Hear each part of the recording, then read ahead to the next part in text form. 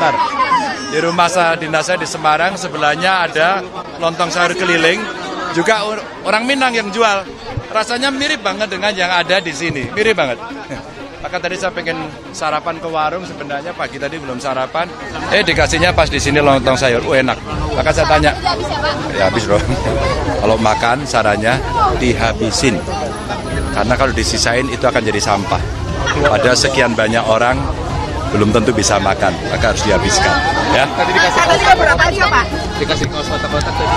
Iya, tadi ada ibu rupanya pendukungnya Pak Jokowi, pendukungnya Pak Ahok. Ternyata beliau masih menyimpan baju kotak-kotak gitu. Maka tadi dikasihkan ke saya. Ya, mengingatkan pada perjuangan masa itu. Kebetulan saya juga ikut di dalamnya begitu ya.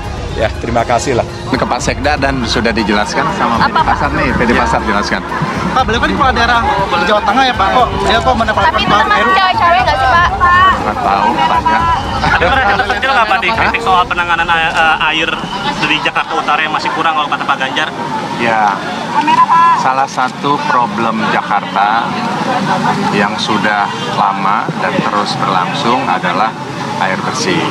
Maka dari itu saya mendorong PAM bersama mitranya untuk mensuplai air bersih, antara lain bikin tandon-tandon yang besar di Kalibaru, di Muara Angke, di tempat-tempat yang memang rawan kekurangan air, dan itu sudah dilaksanakan. Dan targetnya PAM adalah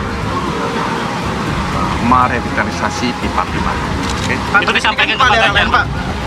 Enggak, saya kan nggak komunikasi. Saya di cawe-cawe berarti Pak? Cawe-cawe nggak tahu, tanya dong yang lain, saya nggak tahu. Ya kalau udah calon presiden itu ya apapun tindak tanduknya ya pasti menjadi perhatian masyarakat ya. Apakah itu baik, apakah itu buruk ya, semua jadi penilaian masyarakat. Apalagi kaitannya dengan satu tindakan yang dianggap terlibat langsung alias cawe-cawe dalam urusan satu daerah gitu. Nah kesulitan kita di sini ini kan karena dua status itu ada langsung pada diri Ganjar gitu. Satu, beliau sebagai calon presiden. Yang kedua, beliau tetap melekat dalam dirinya adalah gubernur Jawa Tengah gitu. Sehingga dengan begitu orang melihatnya loh kok kayak jomplang gitu ya. Di satu segi sebagai calon presiden, lah kok ngurusnya itu adalah urusan soal retribusi di satu kecamatan dan seterusnya itu. Itu kan nggak kebayang lah bagi calon presiden sampai pada level itu yang ngurusnya gitu ya. Tapi sebagai gubernur DKI Jakarta, gubernur Jawa Tengah, lah masa sih urusan pakai telepon-teleponan segala. Memang nggak ada mekanisme lain yang memungkinkan ya secara elegan antar hubungan daerah itu dilakukan gitu. Nah sebab kan kita nggak tahu ya kalau tadi misalnya disebut bahwa Bung Ganjar itu melakukan hal yang sama di beberapa tempat gitu. Romantik ya. Gimana Pak? Tadi ini mendengarkan aspirasi dari masyarakat yang di pasar. Gimana Pak tanggapannya Pak? Enggak. Saya hanya diajak kawan-kawan untuk bisa ngobrol di pasar ini. Dan saya ingin mereka menyampaikan apa adanya. Disampaikanlah apa adanya. Satu tadi soal bagaimana cara membayar retribusi yang kalau bulanan berat. Yang kedua tadi, apa namanya, pangan apa tadi? Pangan murah yang hari ini nggak ada karena dulu ada kriminalnya gitu. Maunya masyarakat, ya kalau yang kriminal dihukum aja. Tapi jangan tokonya ditutup. Nah, ini yang tadi masukan. Maka saya telepon Pak Gubernur, PJ, lagi kondangan, alhamdulillah bisa terhubung dengan Pak Joko Sekda. Dan teman saya, orang Jawa Tengah gitu ya. Saya berteman lama sama beliau. Alhamdulillah tadi saya sampaikan dan nomor teleponnya saya berikan agar di follow up. Mungkin ini kecil buat publik, mungkin kecil. Tapi buat masyarakat yang begini-beginilah yang harus diurus ya. Di hari yang sama, Ibu Ketua Umum mengeluarkan perintah harian.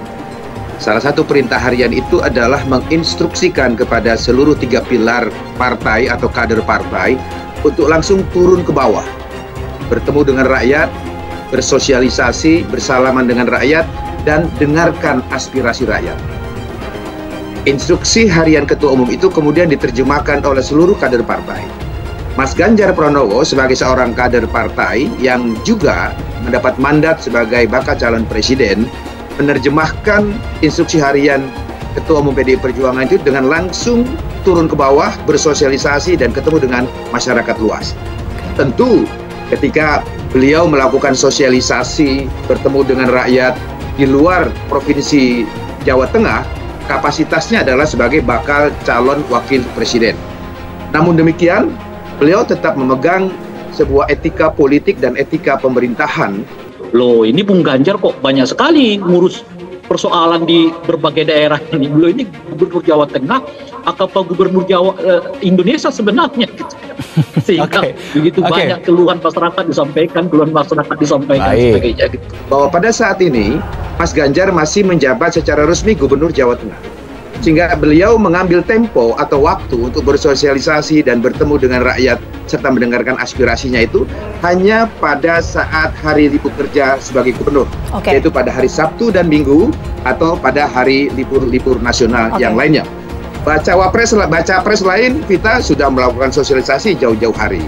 Nah, oleh karena itu pada saat kunjungan sosialisasi sebagai baca pres di tanggal 24 Juni yang lalu pada pagi hari di Pasar Anyar Bahari, Warakas, Jakarta Utara, tentu kapasitasnya sebagai bakal calon wakil presiden.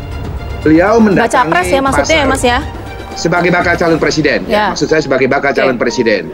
Beliau datang ke sana atas undangan sebuah organ relawan yang berada di bawah koordinasi saya, yang memang fokus pada pembinaan pedagang-pedagang di pasar, yang mana Pasar Anyar Bahari ini adalah pasar yang selama pandemi COVID-19 hadapi banyak masalah. Urusi banjir di DKI Jakarta, Ganjar Pranowo ditertawakan. Dikutip dari News Jakarta, kader Partai Demokrat Eko Jones menertawakan bakal capres PDIP Ganjar Pranowo yang mengurusi banjir di DKI Jakarta. Pasalnya sampai saat ini ia masih menjadi gubernur Jawa Tengah. Dan menurut Eko, Ganjar Pranowo masih belum mampu memberikan solusi untuk mengatasi banjir di Jawa Tengah. Sehingga ia merasa lucu jika bakal capres PDIP itu mengurus permasalahan yang sama di DKI Jakarta. Mahat nambah kocak Ganjar Pranowo ini. Wong dia sendiri gak mampu ngurus banjir di Jawa Tengah, kok banjir di Jateng dia gak punya solusi. Sok mau ngurus banjir Jakarta. Ucapnya dikutip dari Twitter pribadinya Senin 26 Juni. Sebelumnya, bakal capres PDIP Ganjar Pranowo merespon aduan warga mengenai banjir saat sedang melakukan belusukan dengan mengatakan akan segera menghubungi Pemprov DKI Jakarta. Oh, embung ya, untuk menampung air ya. Baik, yang banjir nanti aku ngomong sama Pemprov DKI, ucap Ganjar dikutip dari FIFA. Untuk diketahui, Ganjar melakukan belusukan ke daerah Pasar Minggu di Jalan Taman Marga Satwa nomor 32 Kelurahan Jati Padang LT5 Pasar Minggu, Jakarta Selatan. Berdasarkan pantauan dari FIFA di lokasi, Ganjar tampak tiba pukul 11.06 waktu Indonesia Barat. Didampingi Menteri Hukum dan HAM Yasona Lauli. Kemudian langsung disambut banyak masyarakat dengan iringan musik khas Betawi. Ini adalah salah satu peresmian Ganjar Law and Development Center. Saya di sini juga ketemu banyak masyarakat. Setidaknya awal-awal ya, seperti di Tanah Abang, suasananya mirip seperti ini, kata Ganjar Minggu 25 Juni 2023.